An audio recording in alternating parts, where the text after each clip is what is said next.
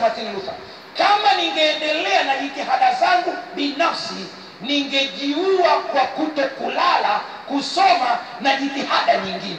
Mtu mmoja leo amenitumia message ananiambia, nimeomba na kufunga sijibiwi, niombeje ili maombi yajibiwe? Yaani watu wanadhani kwamba Mungu anataka uteseke kwanza ndipo akujibu. Endelea kufuatilia ndipo utaelewa. Mungu ni dada, anatupenda, anatujali.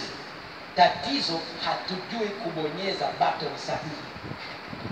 Hata kama nikakupa kompyuta hapo, hiyo hapo chapa, utaishia kuona tu kwamba ina vidoto. Lakini akija ndio kuitumia rahisi. Mungu hapendi tuteseke. Mungu si mwepesi wa hasira. Anatupatia nafasi ya pili katika maisha. Unajua kuna shida moja ambayo shetani anapenda sana kuwapatia watu. Ukitenda dhambi, shetani anatabia kuonyesha kama vile Mungu hakutaki tena. Leo nakupa habari njema. Baba yako wa mbinguni anakuita uungame akupokee kwa mara nyingine tena. Yeye hana kumbukumbu ya mambo yako. Wewe ni mtoto wake, anahitaji akusafishe. Tatizo halipo kwa Mungu, tatizo lipo kwetu. Sisi ndio wenye mashaka. Mungu ni tofauti na miungu mingine. Miungu mingine inatesa sana sana sana. Yaani natamani ungeona vizuri hii picha dharau tu, lakini wakule kwenye vituo wao wanaona. Miungu mingine inatesa. Hapo wale ambao wanaona, unamwona Mhindi amejichoma mishale kwenye ulimi, anatamani ajibiwe dua zake. Mungu wa design gani ambaye anataka uteseke kwanza eti ndipo akujibu? Mungu si wa design hiyo. Angalia mwingine katika mgongo wake amechomwa ndoano za kutosha, zimejaa mgongoni ili ajibiwe maombi yake.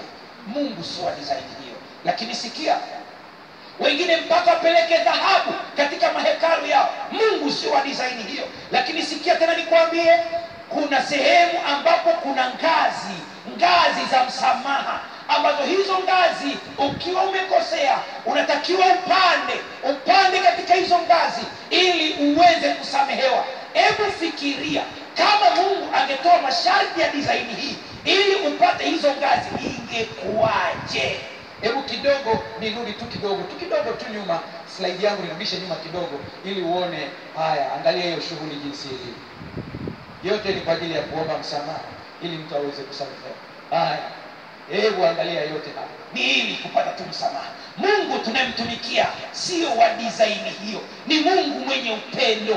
Ni Mungu ambaye anatamani watoto wake wamuite kwa furaha na upendo. Hatupatii ngazi za msamaha. Sikia, Martin Luther akauliza swali hili: unalipa nini ili usamehewe? Je, kuna fedha ambayo unaweza ukalipa ili Mungu akusamehe? Hakuna. Msamaha ni bure. Haleluya. Hakuna malipo yoyote. Warumi 1:17 anasema mwenye haki ataishi kwa imani. Sasa hebu nisikilize.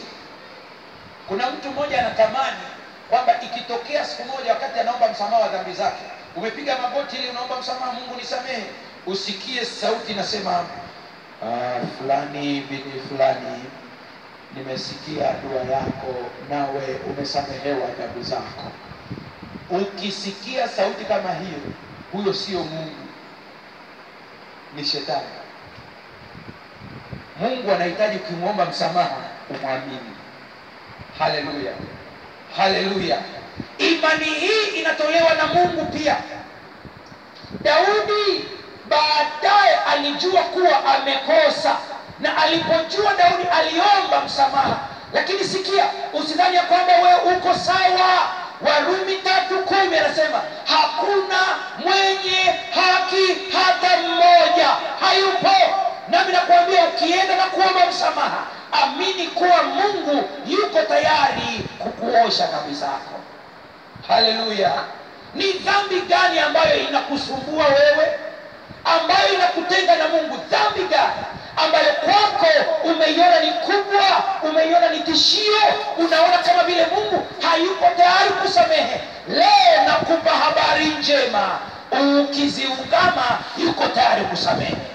Ipi ambayo unaona ni ngumu? Najua naongea na watu hapa ambao wanapambana na aina fulani ya dhambi ambayo ameshindwa kuiacha. Leo nakupa habari njema. Kwa nguvu zako haiwezekani, lakini kwa Roho Mtakatifu inawezekana. Badala kutafuta njia zako, tafuta njia za Mungu.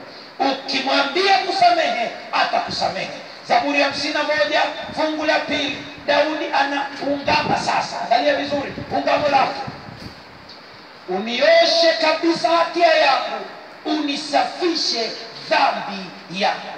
Mungu akikusamehe anakupatia amani ya moyo. Haleluya. Unajua Daudi alisamehewa.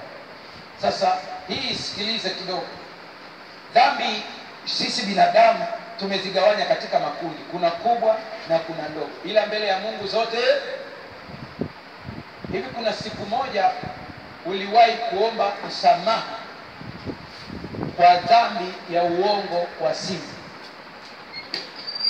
Unajua kuna sauti za simu nyingi kabisa, yaani mtu anaongea kabisa uongo mweupe na yuko jasiri kabisa, lakini una habari kwamba kuna dhambi nyingine ambayo watu wamesahau kuiungama, inaitwa dhambi ya kumwonea hasira ndugu au kumviolea. Biblia inasema atakayemviolea ndugu yake imempasa hukumu. Unajua maana ya kuviolea nini? Hapo kadhalika hapo. Kama Daudi alisamehewa, na wewe pia utasamehewa. Mathayo 12 fungu la 3 na la 4, akawaambia, hamkusoma alivyotenda Daudi alipokuwa na njaa, yeye na wenziwe, jinsi alivyoingia katika nyumba ya Mungu akala mikate ile ya uonyesho, ambayo si halali kwake kuila wala kwa wale wenziwe, ila makuhani peke yao. Fungu la 7, lakini kama mngalijua maana yake maneno haya, nataka rehema wala si sadaka, msingaliwalaumu wasio na hatia. Daudi hatia yake iliondolewa. Sasa kuna picha moja nataka iingie kwenye akili yako. Sikiliza vizuri. Mungu aliposema kwamba dhambi zenu zikiwa nyekundu, anasema nyekundu kama nini? Hebu nisikie kwa sauti. Nyekundu kama nini? Kama zitakuwa nyeupe.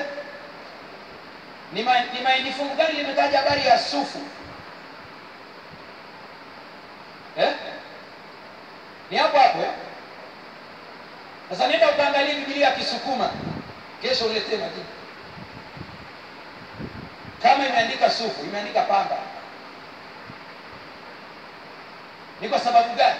Kwa sababu Msukuma ataelewa pamba kwa wepesi. Haleluya. Haleluya. Ukimwambia Msukuma theluji, theluji iko kwa Chaga. Mwekee pamba ataelewa. Sasa nisikilize. Tunamchukulia Mungu sawa na baba zetu waliotuzaa, maana ndio picha ya kwanza tunayoiona.